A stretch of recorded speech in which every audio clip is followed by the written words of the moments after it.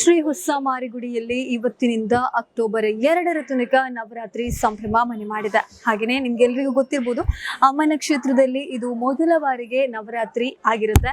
ಹಾಗೆಯೇ ಎಲ್ಲ ಕಡೆಗಳಲ್ಲೂ ಕೂಡ ಇವತ್ತಿನಿಂದ ಅಕ್ಟೋಬರ್ 2ರ ತನಕ ನವರಾತ್ರಿ ಸಂಭ್ರಮ ಅಂತಲೇ ಹೇಳ್ಬೋದು. ಹಾಗೆಯೇ ಇವತ್ತಿನಿಂದ ಧಾರ್ಮಿಕ ಕಾರ್ಯಕ್ರಮಗಳು, ಸಾಂಸ್ಕೃತಿಕ ಕಾರ್ಯಕ್ರಮಗಳು, ವಿವಿಧ ಕಾರ್ಯಕ್ರಮಗಳು ಕೂಡ ಅಮ್ಮನ ಕ್ಷೇತ್ರದಲ್ಲಿ ನಡೀಲಿಕ್ಕಿದೆ. ಹಾಗೆಯೇ ಇಲ್ಲಿ ಯಾವ ರೀತಿಯಾಗಿ ಅಮ್ಮನ ಒಂದು ನವರಾತ್ರಿ ಸಂಭ್ರಮ ನಡೀತಾ ಇದೆ ಅನ್ನೋದನ್ನ ನೋಡ್ಕೊಂಡು ಬರೋಣ.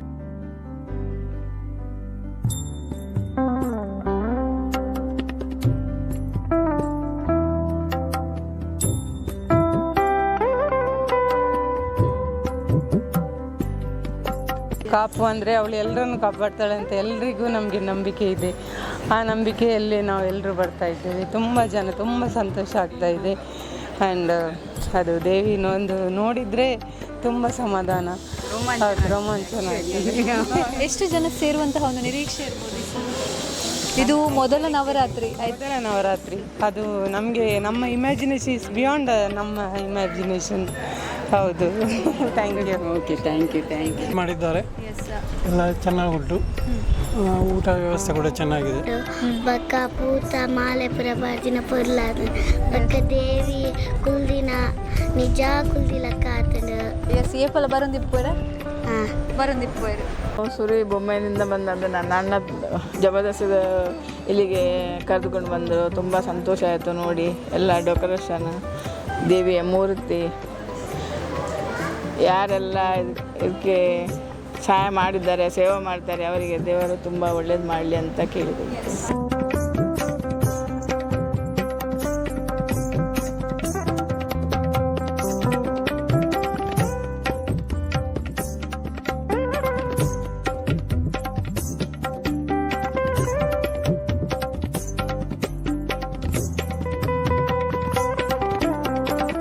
ಇದು ಕಾಪು ಹೊಸ ಮಾರಿಯಮ್ಮನ ಗುಡಿ.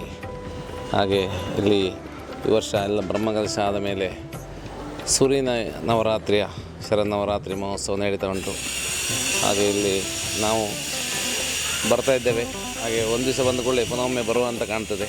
ಹಾಗೆ ನಾವು ಒಮ್ಮೆ ಬಂದು ಪುನಃ 9 ದಿವಸ ಕಂಟಿನ್ಯೂಸ್ ಆಗಿ ಒಂದು ತಾಯಿಯ ದರ್ಶನ ಮಾಡಿದ್ದೇನೆ. ಹಾಗೆ ಕೆಲವು ಸಮಸ್ಯೆಗಳೆಲ್ಲ ಪರಿಹಾರ ಆಗಿದೆ, ನಂಬಿಕೊಂಡಿದ್ದೇನೆ. ಇಲ್ಲಿ ನೆನಪು ಮಾಡಿಕೊಂಡ್ರೆ ಸಾಕು, ನಮಗಷ್ಟು ಧೈರ್ಯ ಬರ್ತದೆ.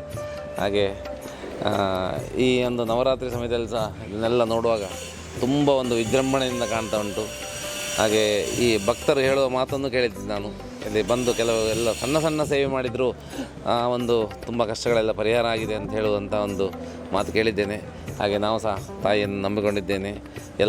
ಎಲ್ಲರಿಗಾದ ಹಾಗೆ ನಮಗೆ ಸಹ ಎಲ್ಲ ಸಮಸ್ಯೆಗಳೆಲ್ಲ ಪರಿಹಾರ ಆಗ್ತಾ ಉಂಟು. ಮತ್ತು ಎಲ್ಲರಿಗಿಂತ ಇಂಪಾರ್ಟೆಂಟ್ ನಂಬಿಕೆ ಇಟ್ಟುಕೊಂಡಿದ್ದೇವೆ.